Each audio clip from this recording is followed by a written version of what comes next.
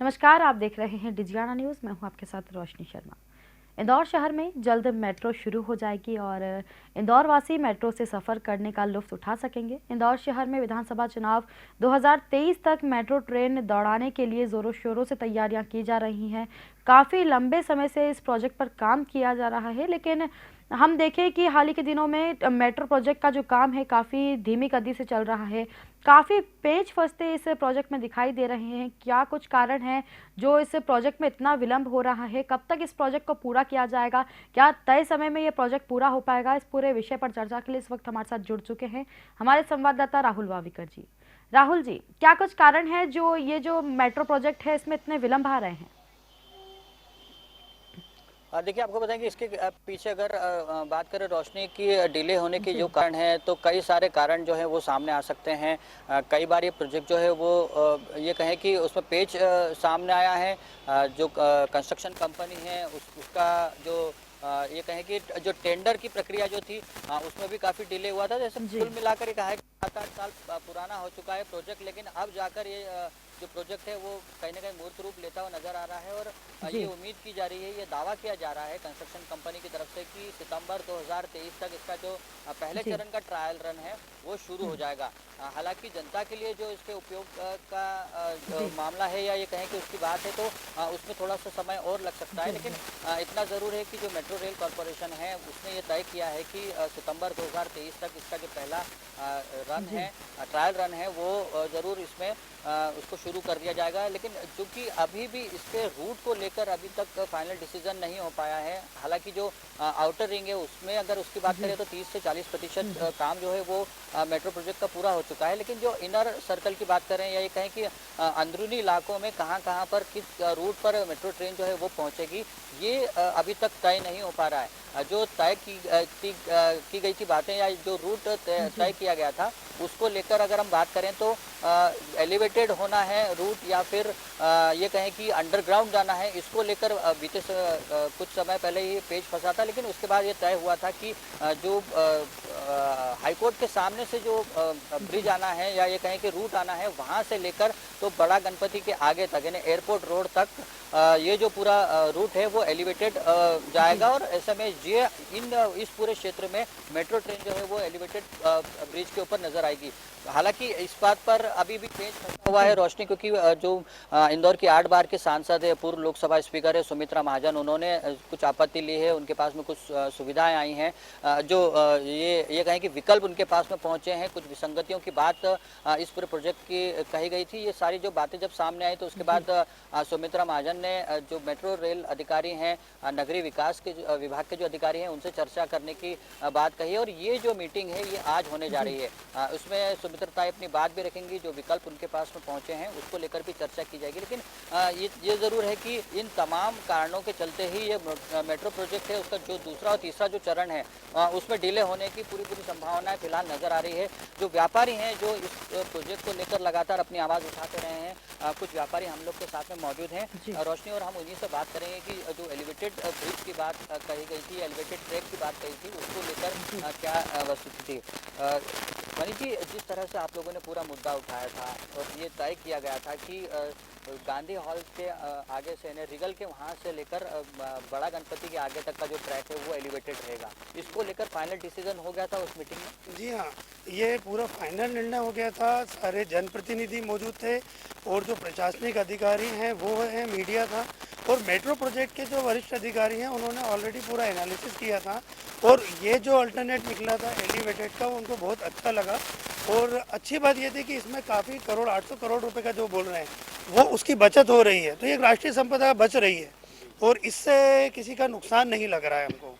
जो पहले एक प्रस्तावित था कि अंडरग्राउंड जाएगी, चूंकि काफ़ी सघन इलाका है, उसको लेकर आप लोगों ने कुछ विरोध भी जताया था और अपनी बात रखी थी उसमें। वो प्रोजेक्ट अगर आता है अंडरग्राउंड जाता है तो उसमें क्या दिक्कतें होती? सर उसमें तो तबाही थी। इतने सारे मार्केट आप देखिए, गांधी हाल से यहाँ से लेके पूरी घनी आबादी है। इंदौर का पुराना मार्केट है, फिर आप चलें कोठारी मार्केट, महाराजा कॉम्प्लेक्स, खातीपुरा, ये कोर्ट एरिया, फिर आगे का जो एरिया है, तो ये सारे मार्केट पूरे ख़त्म हो जाते हैं। और वो मार्केट ख़त्म होते, पूरा बिजनेस ख़त्म होता, जीएसटी का लॉस होता, और वो जो कर्मचारी हैं, जो छोटे कर्मचारी हैं, उनके अलावा जो ट्रांसपोर्ट से जुड़े लोग हैं, वो पूरी चीज़ें ख़त्म हो जाती। और इंदौर कितने समय के लिए बंद रहता, आप ये तो सोचिए। और विकास क्या होता, अंडरग्राउंड से जाती ट्रेन, तो ना इंदौर का डेवलपमेंट दिखता, ना विकास दिखता।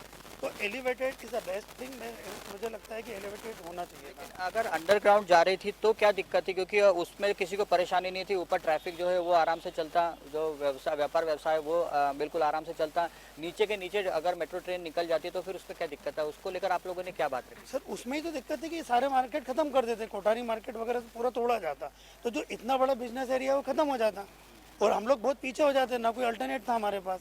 तो वो उसी तरह सुविधाजनक नहीं था, और वो तोड़फोड़ करके भी वो प्रोजेक्ट बहुत महंगा था, और जो एलिवेटेड किया गया तो वो सस्ता और फायदेमंद है, 800 करोड़ बच रहे हैं। तो ये बेस्ट प्रोजेक्ट था और हमने इसी के लिए 5 साल से संघर्ष किया। तो अब वापस से एक बात कही जा रही है, सुमित्रा ताई ने इसको लेकर आपत्ति जताई है, कोठारी मार्केट की कही है, राजवाड़ा जैसे जो सघन इलाका है, साथ ही जो ऐतिहासिक महत्व की इमारत भी बताते हुए उसको लेकर कुछ बातें उनके द्वारा रखी गई। अब क्या प्रपोजल उनकी तरफ से आने हैं? देखिए, सबसे पहले तो चूँकि हम लोग भी व्यापारी हैं और दूसरे किसी भी व्यापारी संगठन के अहित हम भी नहीं चाहते, क्योंकि हम जिस दौर से गुजरे हैं वो हम जानते हैं कि एक व्यापार चौपट होना, उससे कई जुड़ी हुई चीज़ें खत्म हो जाती हैं। तो अगर कुछ इस तरह के अल्टरनेट निकलते हैं जिससे किसी को भी नुकसान ना हो, तो उसका स्वागत है, हम किसी भी तरह के उसमें खिलाफ नहीं है। जी। तो रोशनी, आप देख सकते हैं कि अभी भी जो मेट्रो प्रोजेक्ट का जो ट्रैक है उसको लेकर कहीं ना कहीं असमंजस की स्थिति बनी हुई है, और जिस तरह से इन व्यापारियों ने अपनी बात रखी थी, और बिल्कुल ये कहें कि डिटेल प्रोजेक्ट रिपोर्ट के साथ में इन लोगों ने जो मेट्रो रेल के अधिकारी हैं उनसे चर्चा की थी, नगरीय विकास विभाग के जो अधिकारी हैं उनसे चर्चा की थी, साथ ही उस मीटिंग में जनप्रतिनिधि भी मौजूद थे। उनके सामने बाकायदा एक प्रेजेंटेशन दिया था कि अगर अंडरग्राउंड अगर ये ट्रैक जाता है या अंडरग्राउंड यहाँ से गांधी हॉल के पहले से बड़ा गणपति तक का जो ट्रैक है वो अगर अंडरग्राउंड जाता है तो किस तरह का नुकसान होता। ये तमाम जो बातें हैं वो इन व्यापारियों ने काफ़ी प्रमुखता से उठाई थी, और उसके बाद ही ये तय किया गया था कि ये जो पूरा रूट है हाईकोर्ट के सामने से लेकर बड़ा गणपति के आगे तक का जो ट्रैक है वो एलिवेटेड जाएगा, यानी यहाँ पर बीच में सड़कों पर पिलर्स बनेंगे और मेट्रो जो है वो उसके ऊपर से रन करेगी। लेकिन आपको बताएं कि इसको लेकर अब दोबारा से, चूंकि सुमित्रा ताई ने एक बात उठाई है कि उनके पास में कुछ शिकायतें पहुंची हैं, कुछ उसमें ये बात कही गई कि ये भी विसंगतिपूर्ण ट्रैक होगा, कुछ अन्य विकल्प उनको सुझाए गए हैं। तो इन सभी बातों को लेकर, तमाम बिंदुओं को लेकर सुमित्रा ताई आज बात करने वाली हैं। हम कुछ और व्यापारी हमारे साथ में मौजूद हैं। सर, कोठारी मार्केट और ये वाला जो पूरा बेल्ट है ये इंदौर के प्रमुख बाजारों में से काउंट होता है। कई सारे मार्केट यहाँ से जुड़े हुए हैं, रेलवे स्टेशन, बस स्टैंड यहाँ से पास है, तो जो बाहर का व्यापारी है वो काफ़ी आसानी से यहाँ पर पहुँचता है। आपको लगता है कि अगर एलिवेटेड होता तो उसका फ़ायदा मिलता? सर, एलिवेटेड में ही फ़ायदा है। देखिए, अगर आप सबसे पहले तो अगर जैसे मनीष जी ने बताया कि 800 करोड़ की जो बात है जो हमारे देश के बचेंगे, वो एक इम्पॉर्टेंट चीज़ है सर। प्लस हमें मेट्रो को सिर्फ चलाना ही नहीं है, हमें मेट्रो को से आय भी करनी है, जिससे सरकारी आय होगी। अगर प्रोजेक्ट महंगा होगा तो उसकी आय लाने में भी उसमें काफ़ी वक्त लगेगा, उसका ब्याज वगैरह काफ़ी खर्चा महंगा पड़ता है, तो वो सारी चीज़ें हैं। प्लस अगर ये अंडरग्राउंड जाती है तो 6000 परिवार जो डायरेक्ट इनडायरेक्टली अफेक्टेड हो रहे हैं, उनके पास कोई रोज़गार बचेगा नहीं, उनका परिवार बिल्कुल सड़क पे आ जाएगा। तो एलिवेटेड जाने में किसी भी तरह से कोई समस्या नहीं है, एलिवेटेड से ही सभी फ़ायदे नज़र आ रहे हैं, तभी सारे जनप्रतिनिधियों ने इसके ऊपर फैसला लिया था। अब सुमित्रा महाजन जी के पास जो शिकायतें और जो आपत्ति आई हैं, तो उनसे हमारा निवेदन यही है सभी व्यापारियों का कि वो बुद्धिजीवी हैं, सभी सिटी इंजीनियर्स वगैरह सभी की राय ली होगी उन्होंने, उन्हें सिटी के बारे में हमसे ज़्यादा पता है। तो उनसे निवेदन बस इतना ही है कि वो ऐसा काम करेंगे जिससे किसी व्यापारी को तकलीफ भी ना हो और शहर का विकास भी होता रहे। ये जो अंडरग्राउंड अगर ट्रैक बनता तो इसके क्या ऊपर कंस्ट्रक्शन प्रोहिबिटेड होता, या ये कहें कि अगर जैसे मान लीजिए कोठारी मार्केट के नीचे से लाइन जा रही थी तो क्या कोठारी मार्केट और दूसरे कॉम्प्लेक्स को तोड़ना पड़ता? सर देखिए, अंडरग्राउंड ले जाने के लिए इनको रैंप बनाने की आवश्यकता होती है, जिसमें ट्रेन नीचे जाएगी और ऊपर आएगी। तो जहाँ तक ये रैंप है वहाँ पर तो कंस्ट्रक्शन का कोई सवाल ही नहीं उठता है, क्योंकि ट्रेन वहाँ से गुजरेगी। उसके बाद के एरिया और उसके पहले के एरिया में ये लोग कंस्ट्रक्शन कर सकते हैं, लेकिन ये जो रैंप है वो भी काफ़ी लंबा होता है और शहर का मध्य में से जाएगा। अगर इतने बड़े एरिया में अगर कंस्ट्रक्शन वापस अलाउड नहीं होगा तो उसका कोई औचित्य नहीं है। मध्य शहर तो पूरा खाली रह जाएगा, ज़मीनी हो जाएगा बिल्कुल। तो काफ़ी तकनीकी बिंदु रोशनी आप यहाँ पर महसूस कर सकते हैं, क्योंकि इन लोगों ने बिल्कुल बाकायदा पूरे जो रूट यहाँ पर बनने वाला था उसका सर्वे किया था और उसको इंजीनियरों के साथ में, विशेषज्ञों के साथ में उसको लेकर चर्चा की थी और एक डिटेल प्रेजेंटेशन और प्रोजेक्ट रिपोर्ट बनाई थी, जिसके चलते यहाँ पर ये जो ट्रैक है इसको अंडरग्राउंड ना ले जाते हुए एलिवेटेड करने का फैसला किया गया। तो अब आप मानते हैं कि ये जो पूरा बेल्ट है ये काफ़ी ज़्यादा व्यावसायिक है, जो बाहर के व्यापारी हैं, इंदौर शहर के आसपास के जो व्यापारी हैं वो इंदौर आते हैं, यहाँ से खरीदारी करके उनको सारा सामान इसी पूरे क्षेत्र में मिल जाता है। तो ऐसे में ये पूरा इफेक्टेड एरिया अगर होता तो उसका असर भी यहाँ पर व्यापारी पर पड़ता। बहुत ज़्यादा असर पड़ेगा, इंदौर की प्रतिष्ठा के ऊपर भी बहुत असर पड़ेगा। ये जो काट रहे हैं एमजी रोड, ऐसे समझो शहर के दो टुकड़े कर रहे हैं, एक भाग अलग हो जाएगा, दूसरा भाग अलग हो जाएगा, सिर का धड़ा अलग हो जाएगा, नीचे का पोर्शन अलग हो जाएगा। तो ऐसा विकास किसी को भी पसंद नहीं आएगा कि आप एमजी रोड को काट के नीचे से आप लेके जाओगे मेट्रो ट्रेन, तो ये कहीं से कहीं तक अच्छा नहीं है। आप एलिवेटेड ले जाओगे, शहर की सुंदरता भी रहेगी, खर्चा भी कम होगा और लोगों को भी अच्छा लगेगा और हमारा व्यवसाय और बढ़ जाएगा। तो शहर के विकास के लिए आपको ऐसा कदम उठाना चाहिए। जनप्रतिनिधियों का बहुत सहयोग रहा, ताई जी से भी निवेदन है कि वो हमारे फेवर में कुछ करें और इससे इंदौर की सुंदरता भी कायम रहेगी। अभी जो राजवाड़े को लेकर सबसे मेन मुद्दा जो आ रहा है कि राजवाड़ा चूंकि ऐतिहासिक महत्व की इमारत है, स्मारक है, ऐसे में अगर ट्रेन इसके आसपास से गुजरती है तो वाइब्रेशन के चलते राजवाड़ा की जो इमारत है उसको खतरा हो सकता है। अगर वो एलिवेटेड भी जाएगी तो वाइब्रेशन होंगे, उसका असर पड़ेगा। आपको लगता है कि रूट बदल के भी एलिवेटेड पर काम होना चाहिए? बिल्कुल, रूट बदल के एलिवेटेड का इनका ऐसा ही विचार था कि जो कृष्णापुरा पुल है वहाँ पर इनके पास अभी दुकानें हटा के काफ़ी स्पेस मिल रही है, वहाँ इन्होंने नदी डेवलप की है, वहाँ पे लोग उतरेंगे तो गार्डन होगा, बोले कैफेटेरिया बनाएंगे, ये बनाएंगे, तो वो उसमें इंदौर और स्वच्छ जैसे है भी सही और अच्छा भी लगेगा। लोग वहाँ एक स्पॉट बन जाएगा, एक जो सघन एरिया है उसके लिए, एक बच्चों के लिए, लेडीज़ के लिए एक अच्छा माहौल मिलेगा और वहाँ से भी इनको रूट मिल जाएगा एलिवेटेड, पास से वहाँ से जा सकती है, जिसमें राजवाड़ा इफेक्टेड नहीं होगा बल्कि राजवाड़ा पे लोग ज़्यादा जा सकेंगे। जी जी मनीष जी, जो वैकल्पिक मार्ग की अगर बात कर रहे हैं, रूट की बात कर रहे हैं, तो कौन कौन से आप लोगों ने भी सुझाए थे, जो अधिकारी हैं, कर्मचारी हैं उनको, मतलब जो जनप्रतिनिधि उनको? जी, हमने उनको काफ़ी रूट बताए थे। एक रूट जैसा कि जो पीछे से आ रहा है कनाड़िया क्षेत्र से, तो उनको बताया था हमने कि जो पीछे से पीडब्ल्यूडी वाले मकान हैं उनको वो तोड़ करके फिर पलासिया थाने से लेके जो जंजीर वाला चौराहा है उस तरफ से वो डायरेक्ट रेलवे स्टेशन की तरफ जा सकते थे। दूसरा फिर हमने अपने हिसाब से लिया था कि जो इंद्रप्रस्थ वाली घंटाघर वाली रोड है, अगर वहाँ से जाके आप मधुमिलन चौराहे को लेते तो वो चौड़ा एरिया है, उनके पास में जगह भी मिलती और किसी तरह की तोड़ फोड़ नहीं होती ये। और इस तरीके से हमने कुछ और भी चीज़ें उनको बताई थी कि गांधी हाल के पास से यहाँ से भी रोड निकाल सकते हैं वो।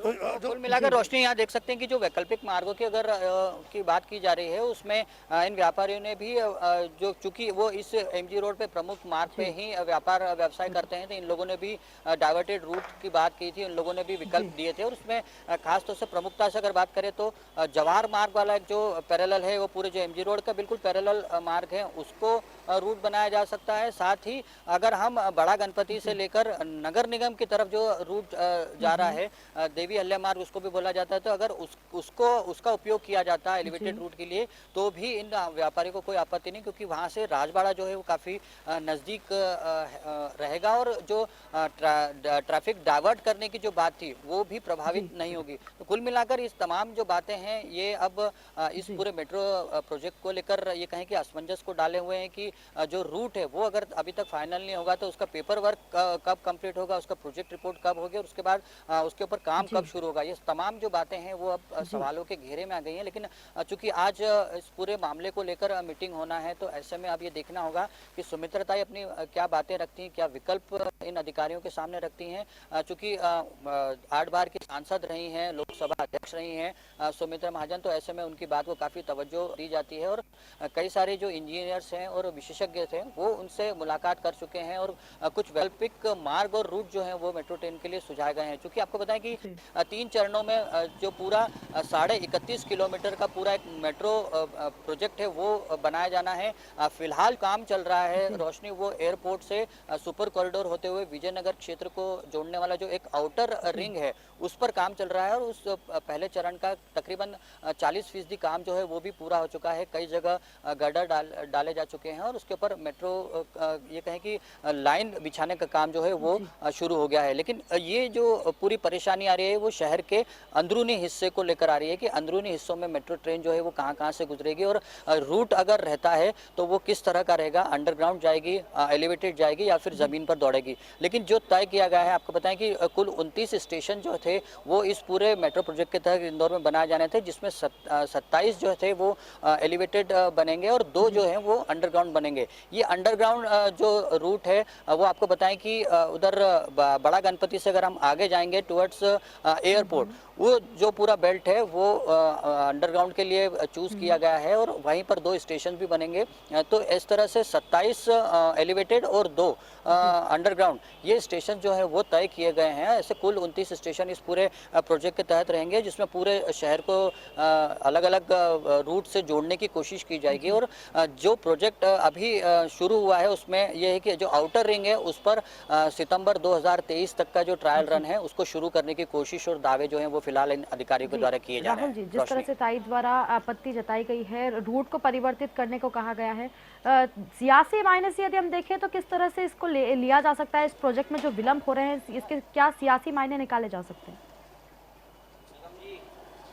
जी बिल्कुल, कहीं ना कहीं इसको लेकर एक राजनीतिक ये कहें कि प्रतिद्वंदिता है वो भी देखी जा रही है। भारतीय जनता पार्टी और कांग्रेस ये दोनों ही इसमें कहीं ना कहीं शामिल हो रहे हैं और जिस तरह से अब असमंजस की स्थिति बनी हुई है, इसको लेकर कांग्रेस ने भारतीय जनता पार्टी सरकार को कटघरे में खड़ा कर दिया है और ये भी कहा है कि ये प्रोजेक्ट जो है वो 300 करोड़ का वो लोग लेकर आए थे और उसके बाद में उसके शुरुआती चरण के जो काम थे उसको फाइनलाइज जो कमलनाथ सरकार आई थी 15 महीने की उसने इसको फाइनलाइज किया था।